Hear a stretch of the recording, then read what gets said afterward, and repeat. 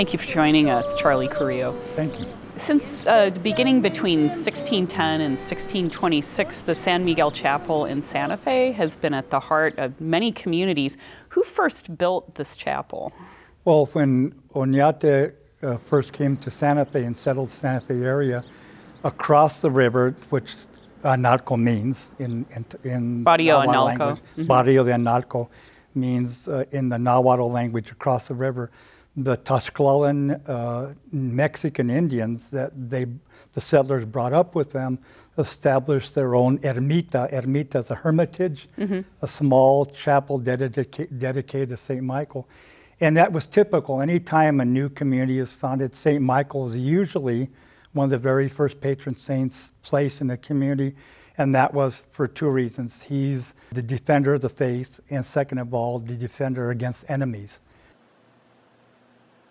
So it was a perfect choice to pick St. Michael, and the Tlaxcalan people built a small hermitage. Who were the Tlaxcalans and who were their enemies that they were building? The Tlaxcalan were really the royalty of the Valley of Mexico. After the conquest of the Valley of Mexico, the Spanish got very smart and used them as emissaries, as translators, as people they could depend on. They were the royalty among the natives, and they were basically the go-betweens and everything else. And we don't know much about the Tlaxcalans that came with Oñate, but we know they were Tlaxcalan families. Now, were they royalty? Were they the upper echelon of the Tlaxcalan society? We don't know that, but they certainly settled in Santa Fe.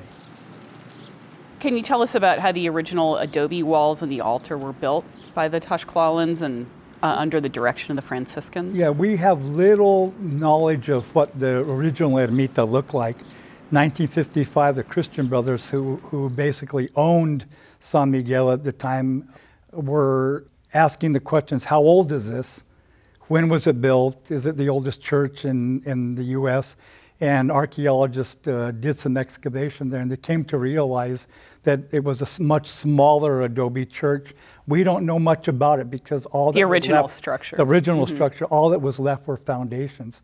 So we don't know if they were temporary walls put up out of adobe, or if they were a jacal structure, jacal meaning an upright post structure to house the original St. Michael statue. We don't know much about it. Why did they choose that site, do you think? In a class system, you separated those people they were freed people.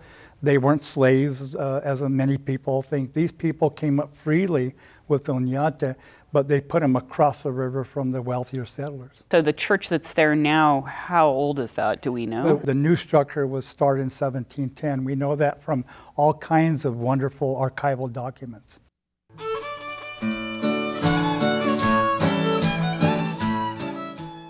You have a real appreciation for the altar screen in there that's dated around 1798.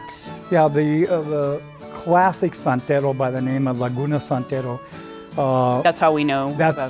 We don't have a name for him. I have a suspicion I know who he is, but we won't say that now. He did the major work in all the missions, in all the Pueblo missions. Laguna, of course, that's where he's named after. The altar screen still in Laguna, Pueblo, in Acoma, in Pojoaque, in San Ildefonso. He did all the major altar screens, including the one in Abiquiu and all the Pueblos where there were missions. What's unusual about this is he did this in a non-mission. If you think about it, this was not a Pueblo mission. All the rest of the work he did were in Pueblo missions. What's the difference? Why it's not a mission church even though it was primarily serving an indigenous Because population? These people are already Catholics. Okay. They were already Christian, they were Catholics. The Franciscans that were brought up here were brought up to missionize the non-Catholic, to Native peoples.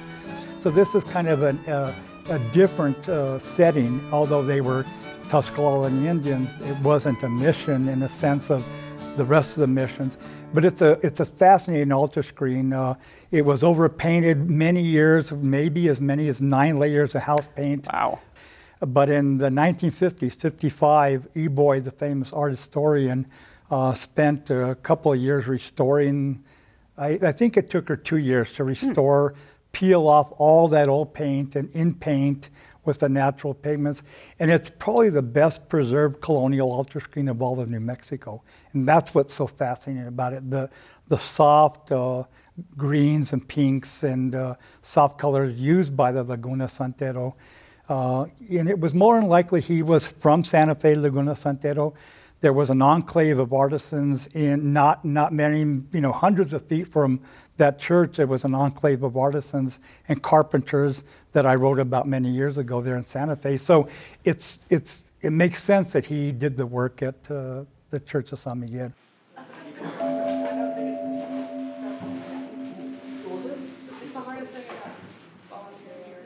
Who was San Miguel or St. Michael protecting the Tlaxcalans from?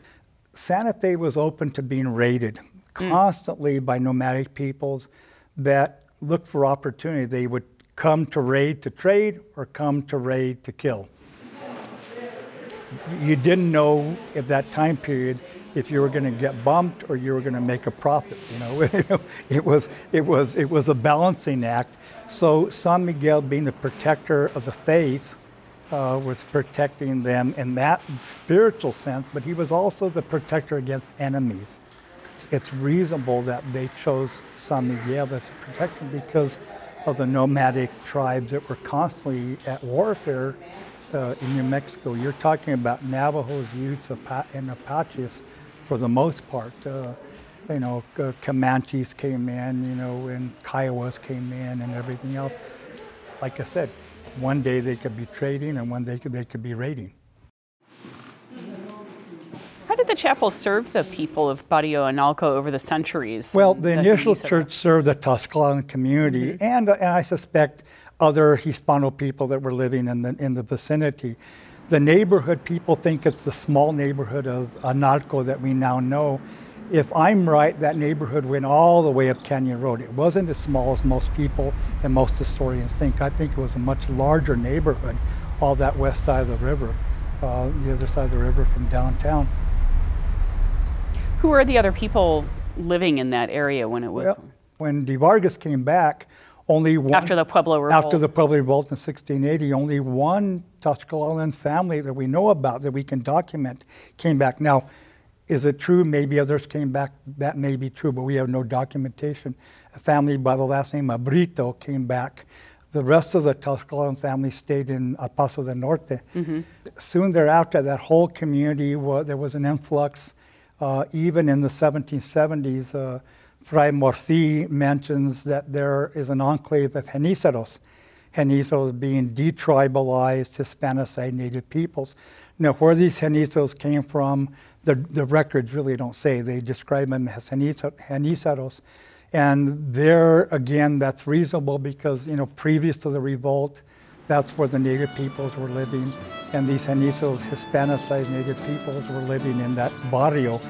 And so it became known as a barrio of Genizaros, but that in itself is a myth because by that time, many other Hispano families had moved into the barrio de Analco.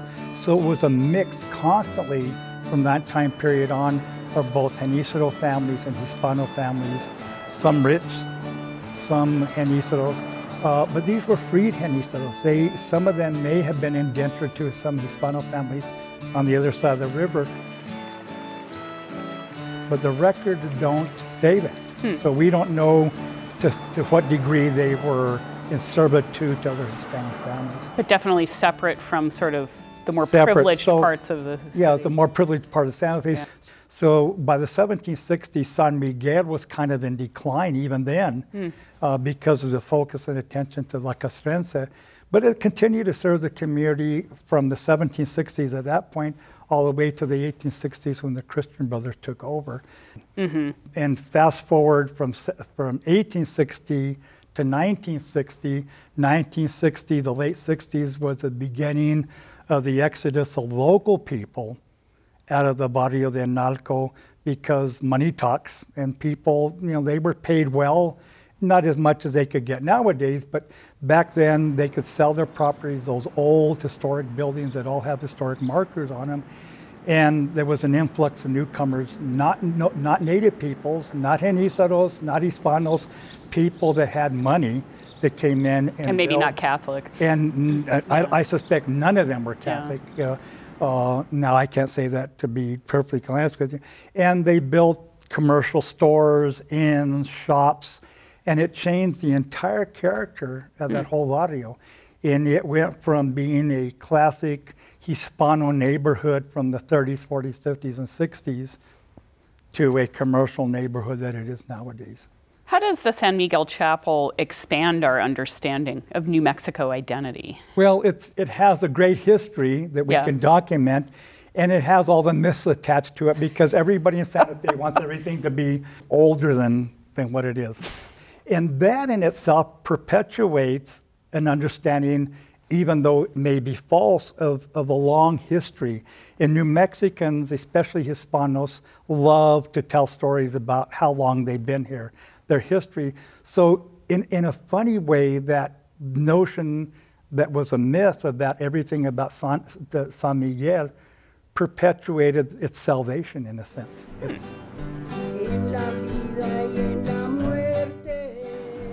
They've kept it up, and that in itself has kept the story alive of ancient New Mexico, of Spanish New Mexico, that whole notion of a long history. So in a funny way, myth created salvation.